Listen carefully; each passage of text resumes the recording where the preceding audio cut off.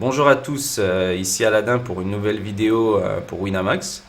Aujourd'hui, dans cette vidéo, ce que j'ai choisi de faire, plutôt que de faire une review et de survoler beaucoup de spots, je me suis dit que ça serait peut-être intéressant de sélectionner un seul spot et de tenter de l'analyser en profondeur. Donc, comme support, j'ai pris une main jouée par Pierre Calamusa contre Maria O dans un épisode de Dans la tête d'un pro aux Bahamas. Et il s'agit d'un spot 50 BB Deep, hijack versus bouton. Donc, pour commencer, allons voir le spot.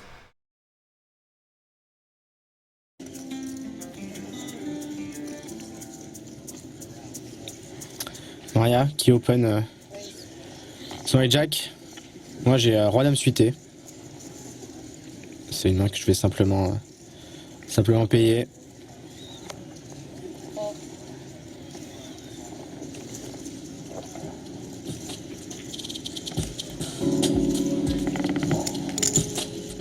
Là, les joueurs qui passent.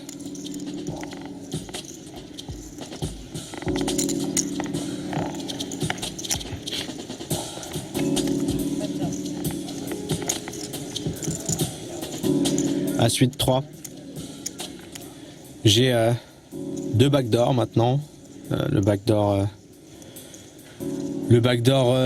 quinte avec un 10 et un valet, et aussi le backdoor flush avec un carreau. C'est un candidat intéressant à float, puisque je bloque As-Roi, As-Dame qui sont les principaux value bet de Maria et les principaux open avec des As de Maria ici. Et je peux être encore devant des mains comme Valet 10, Dame Valet, qui se tape simplement le flop.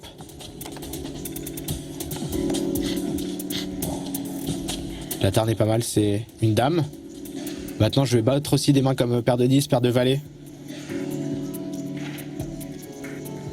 Paire de 9, qui bêtait pour value protection au flop. Là on passe en situation ce qu'on appelle soit l'un devant, soit loin derrière, c'est-à-dire soit elle a un as et j'ai très peu d'équité, soit je la bats à ce moment-là et c'est elle qui a très peu d'équité. Dans ces situations-là, on n'a pas du tout envie de bet.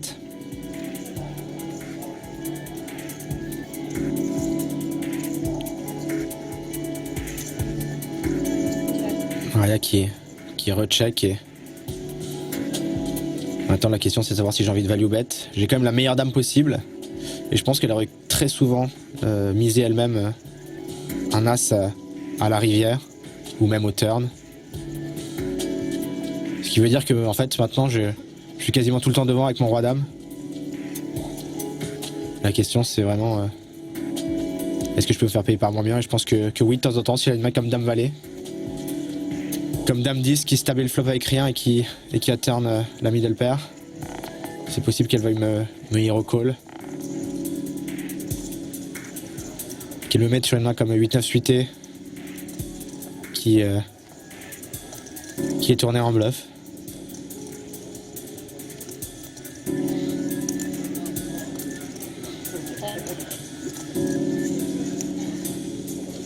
Ouais, là je la vois vraiment sur une paire de valets, une paire de 10, un valet dame. J'ai vraiment envie qu'elle me paye. Ça serait super bon pour la confiance de montrer Roi Dame dans ce spot et qu'elle call muck. Parfois c'est ce qui peut lancer une journée, c'est un gros in value bet, parfois un gros fold aussi.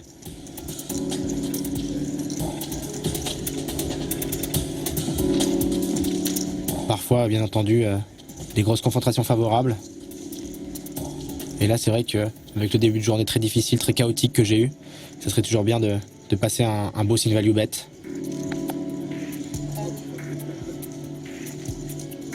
Allez. Oh, elle passe. Bon, dommage, mais je suis quand même heureux d'avoir eu la présence d'esprit d'effectuer ce value bet. Voilà.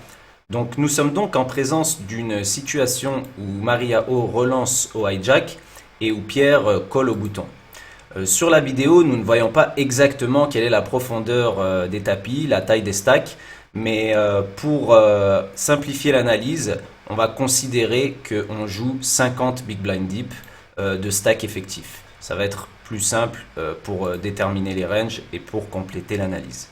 Voilà, donc intéressons-nous maintenant au range des deux protagonistes, car vous le savez, lorsque l'on veut analyser un spot en profondeur, il est primordial de considérer la range des joueurs dans leur entièreté pour ainsi équilibrer un petit peu notre jeu, ne pas jouer ce qu'on appelle trop face-up avec notre main, mais avec l'ensemble des mains que l'on peut détenir à ce moment-là. Ainsi, on devient beaucoup moins facilement lisible par notre adversaire et c'est un petit peu plus facile de manœuvrer. Commençons par la range hijack qui correspond à environ 28% de la range totale. Ce sera la fréquence conseillée à 50 BB deep. Donc on voit qu'on a tous les as suités, as 8 off plus, paire de 3 plus, on voit qu'on fold quand même paire de 2. Et sinon, il y a des mains qui peuvent vous sembler peut-être un petit peu loose, mais ce sont des mains qui restent EV+, à open, comme par exemple Roi 4 suité plus, ou même des mains comme 8 et 6 suité, 9 et 7 suité, Dame 7 suité. Voilà, donc une range quand même où il y a une bonne partie des mains qui vont être jouées. Voilà, passons maintenant à la range bouton de pierre qui, la range de call va correspondre à environ 14% du range. On va jouer au total pareil, à peu près la même chose que l'ouverture au hijack, environ 28% de la range. Mais il y aura certaines mains qui ne seront pas forcément dans sa range de call, vu qu'elles vont être 3 bêtes sur relancé pré-flop. Donc vous voyez ici toutes les mains qui sont en jaune, ça va être les mains qui sont dans la range de call. Remarquez aussi peut-être que certaines combinaisons sont en jaune plus clair que d'autres, tout simplement parce qu'elles ne vont pas être présentes 100% du temps. Comme par exemple As Valet Off, on voit que c'est joué 0,5% du temps, soit 50% une fois sur deux, car de manière totalement aléatoire, on va décider de 3 bêtes cette main-là la moitié du temps.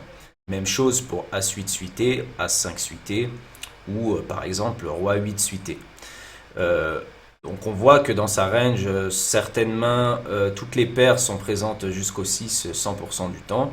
À partir des 7, on pourrait décider de 3 bêtes une partie du temps. En l'occurrence, ici, on voit 0,75, c'est-à-dire qu'on va call 75% du temps et 3 bêtes 25% du temps.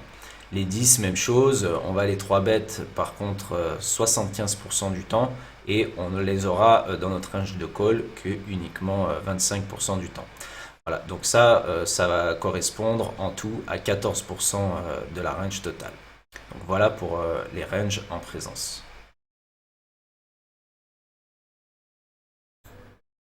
Nous avons donc une bonne idée des ranges pré-flop des deux joueurs. Voyons maintenant le flop.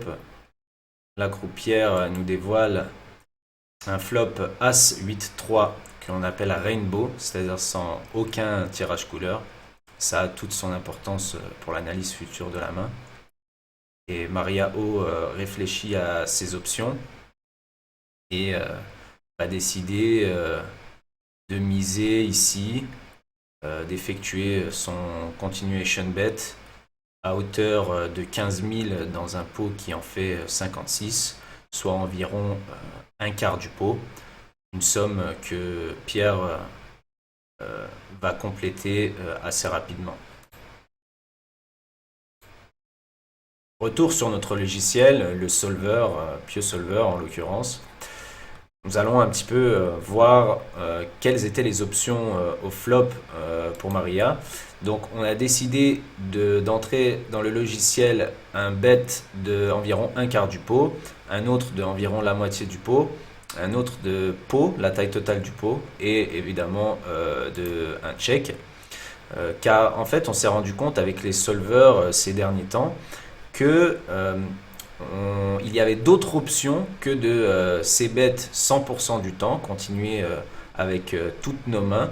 Il y avait certaines options qui généraient en fait plus de V. Néanmoins, ici, on voit que dans 98% du temps, autant dire quasiment 100%. Ce qui génère le plus de V, c'est de miser. Donc on a ce qu'on appelle ici un bet range. On va bet 100% de nos combinaisons de mains avec lesquelles on est arrivé ici. Cela provient du fait que sur ce flop, nous avons le hijack en fait a un énorme avantage de range, c'est-à-dire beaucoup plus d'équité avec la totalité des mains qu'il a. Et beaucoup de mains chez Pierre, chez l'adversaire au bouton, n'auront pas grand-chose, seront des mains très faibles et auront du mal à continuer et à assumer des mises. En cliquant sur le bet donc, que Maria a choisi, à savoir environ un quart du pot, nous allons pouvoir analyser la réponse de l'adversaire, donc le Pierre au bouton, qui devra donc fold quand même 30% du temps, ce qui n'est pas si énorme, c'est pas si élevé. Ça provient du fait, bien sûr, que vu que l'on sait que l'adversaire doit miser 100% du temps, il va falloir ne pas trop folder, sinon on va vraiment se faire exploiter. Donc ce qu'on va folder, c'est vraiment les mains qui sont dans le bottom de notre range, donc des rois 6 qui ont rien du tout, roi 7, ou des mains comme ça, comme 10 et 7. Et encore, les mains qu'on doit folder ici sont en bleu.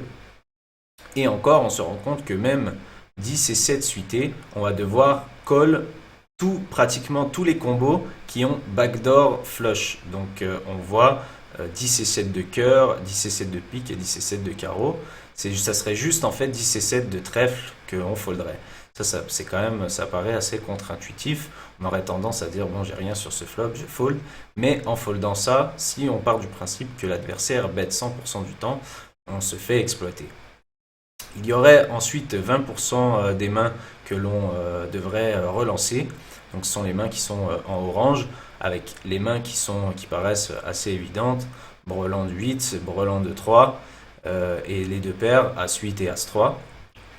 Et donc pour équilibrer, pour pas que ça soit trop évident que lorsqu'on relance ici, on a une main forte, on va décider de relancer des mains comme 8 et 7 suités ou 8 et 6 suités qui ont quelque sorte des bloqueurs sur le 8, donc des bloqueurs sur les deux paires et sur les brelans, et qui ont également quelques backdoors.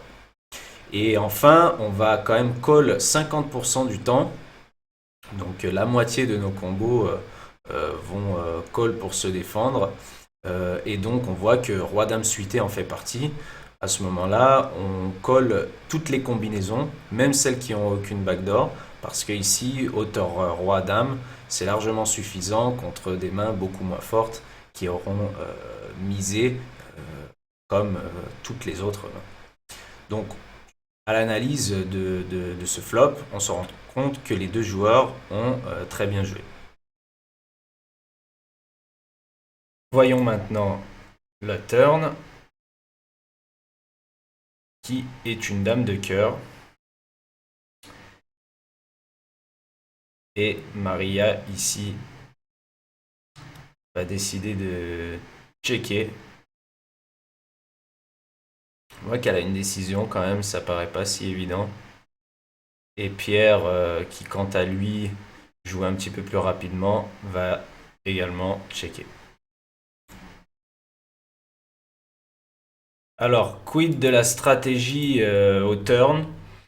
Donc, ce qu'on a rentré dans le logiciel, les possibilités donc étaient évidemment check, bet un tiers du pot, bet deux tiers du pot, bet pot, overbet le pot, ou alors all-in. On se rend compte que l'option la plus utilisée est le check.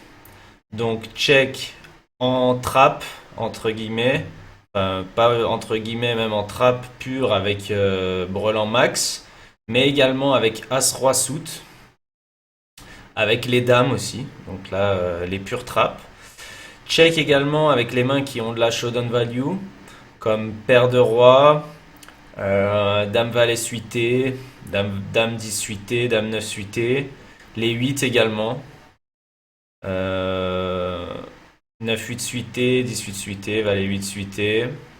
Et puis check quelques mains qui auraient c-bet le flop et qui ont maintenant rien du tout, comme 6 et 5 suité, roi 6 suité, roi 4 suité. Ensuite, dans 20% des cas, on va utiliser un sizing un tiers pot, donc avec les mains qui ont un petit peu de showdown value, comme As-2, As-4, As-5, les petits As, quoi. Également des mains comme As-9. Et puis avec 20 autres pourcents des combos, un bet pot, donc comme As-Roi, bah, évidemment les deux paires, les brelans, brelan de 3, brelan de 8, les deux paires, As-Dame, Dame 8, voilà. Et puis également 5 et 4 suités, donc des mains totalement en bluff. On voit qu'on aime bien utiliser un gros sizing aussi avec des mains comme Valet 10, des gutshots quoi. Roi Valet off, Roi 10 off. Voilà. Donc pour ce qui est de la stratégie du hijack, donc de Maria. Et une fois que on a checké, et bien là le bouton, donc Pierre doit également checker à haute fréquence. Il n'y a pas beaucoup de mains qu'on a envie de bet. 64% du temps ici on a envie de checker. Et Roi Dame suité est une main qu'on veut checker quasiment 100% du temps. Donc très bien joué Pierre.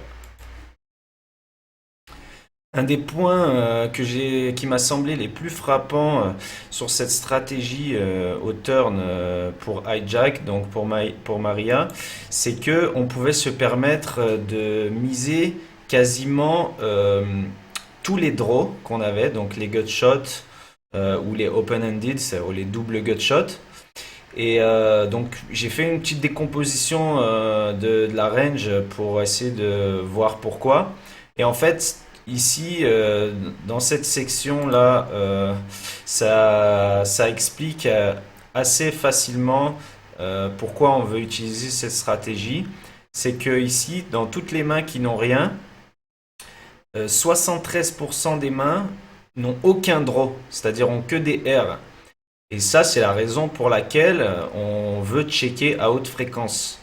Mais sauf que comme on a top pair 20% du temps plus 7,5% de deux paires et 4% de brelan, en gros, on va dire entre 30%, ouais, en gros, oui, c'est ça, 30% de mains fortes qu'on va vouloir miser. À ce moment-là, on peut se permettre de bluffer pour équilibrer tous les autres draws que l'on a. Donc quasiment toutes les straight draws et toutes les flush draws. Donc d'un point de vue GTO, en fait, ça nous permet d'équilibrer tous les combos qu'on a en value. Avec ici, on peut se permettre de miser quasiment tous les tirages que qu'on aura. Et ça, c'est, je pense, un leak chez pas mal de joueurs, c'est qu'ils under de barrel, ils n'effectuent pas le 2 barrel assez souvent. Voilà. Voyons maintenant la river, qui est un 2 de trèfle, la belle brique, la carte qui change rien du tout. Et là, encore une fois, Maria a réfléchi un petit peu et check. Et Pierre a décidé de miser.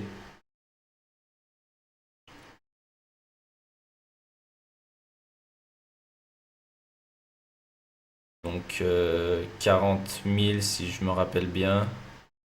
Environ la moitié du pot. On voit qu'il a pris un petit peu plus de temps que d'habitude. Je voulais voir s'il pouvait quand même value bet cette main. Là, Maria demande le compte. Et à sa façon de prendre son temps, à son langage corporel, on a vraiment l'impression qu'elle a un petit quelque chose.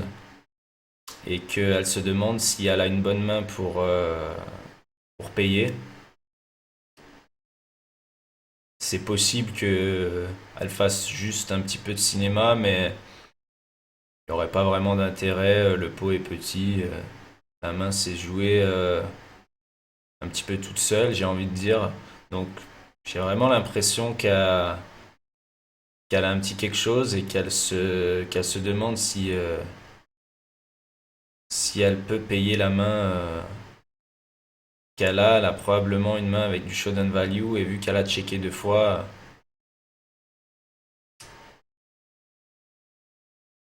peut-être ça. Réfléchit quand même assez longuement et elle va finir par jeter ses cartes.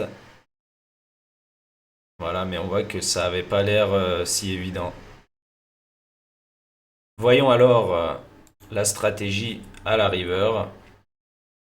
Et pour la première fois depuis le début du déroulement de cette main, on voit que la joueuse n'a pas forcément joué comme le préconiserait le solver, puisque on se rend compte ici, on voit que seulement 15% des mains devraient être checkées, dont une petite partie, donc pas 100% du temps, mais à une certaine fréquence, des mains en trappe, comme 2 As, top to pair, brelan de dame, ou 2 paires à suite. Donc ça serait des mains qu'elle aurait check pour check call évidemment minimum, voire check raise. Et sinon, toutes les autres mains qui ont un petit peu de showdown value, on va avoir envie d'effectuer ce qu'on appelle un blocking bet, c'est-à-dire un petit bet qui a en même temps fonction de value bet et de pouvoir folder assez facilement si on se fait relancer, puisqu'on estime que le joueur ne va pas suffisamment relancer en bluff. Donc des mains aussi faibles que par exemple Dame 10, Dame 9, même paire de valets, même paire de 10 ont envie de block bet, donc de miser un tiers du pot. Même paire de 9 on voit, et même certains 8. Donc ici, il aurait probablement, si on avait voulu jouer GTO de la part du hijack, donc de la part de Maria, il y avait beaucoup de mains qui auraient eu encore envie de value bet avec plus ou moins différents sizing, mais en grosse partie de block bet un tiers du pot ou alors miser à hauteur du pot 20% du temps avec des mains un petit peu plus fortes. Voilà. Et lorsque c'est checké, à ce moment-là, Pierre, avec une bonne partie de son range, a également envie de checker back. Donc tout ce qui a un petit peu de showdown value, les 8, mais également certains king high, roi valet, roi 10, et certains give up aussi total comme roi 6 suité ou quelle main qui aurait pas grand chose. Euh, Pas grand chose au finalement. Ouais. Roi 7 suité, roi 6 suité qui aurait rien. Et on a quand même envie de miser 100% du temps roi dame suité en value avec cette line. Donc ce qu'a très bien fait Pierre. Et là, à ce moment-là, on voit que le hijack, donc là on est de retour au hijack, donc là pour Maria, une fois qu'elle a checké et que l'adversaire a misé, on fold quand même 41% du temps, mais 60% du temps on fold pas. Et on va quand même call avec des mains aussi faibles que roi 8, que dame 9, que paire de 9, que dame 10 off, que Dame 7 suité. Donc ici, les mains qui feraient du sens chez Maria, c'était peut-être deux valets, ou alors justement peut-être une dame, peut-être deux 10 de 9 des mains comme ça. Donc on voit qu'ici, elle aurait eu quand même plutôt un call, et même pour ces combos-là, deux valets, dame valet suité, dame 10 suité, dame 9 suité, il faut même call 100% du temps, on fold jamais, on raise jamais. Et puis certaines mains qui auraient raise. Bon, en l'occurrence, elle l'a pas fait, donc on peut considérer qu'elle avait une main qu'elle hésitait entre call ou fold. Et donc on voit que ici, elle aurait pu se permettre de payer quand même beaucoup, enfin pas mal de mains quoi. Voilà donc pour l'analyse de ce spot. J'espère que ça vous a plu, que vous avez trouvé ça intéressant. Peut-être que ça a pu être une introduction de la façon d'analyser des spots pour certains qui n'ont pas forcément l'habitude d'utiliser les solvers. Ce que je voulais également mettre en évidence lors de l'étude de ce spot, c'est que c'était pas un spot flamboyant avec des 3 bêtes, des 4 bêtes, un spot somme toute assez simple avec des mises et des folds et pas mal de checks. Donc, mais ça, c'est aussi, ça a toute son importance parce que ça, ce sont des spots qui sont assez récurrents, qu'on joue souvent, et donc il est important de bien maîtriser, même si c'est pas forcément très très spectaculaire. C'est très important de le faire parce qu'au début, quand on commence à étudier le poker, on a tendance à étudier les spots qui sont chargés émotionnellement, donc les gros pots, alors que c'est également très important d'étudier les petits pots et les spots qui reviennent souvent. Voilà, donc eh ben, merci d'avoir regardé jusque-là et puis je vous dis à très bientôt pour une nouvelle analyse. Ciao.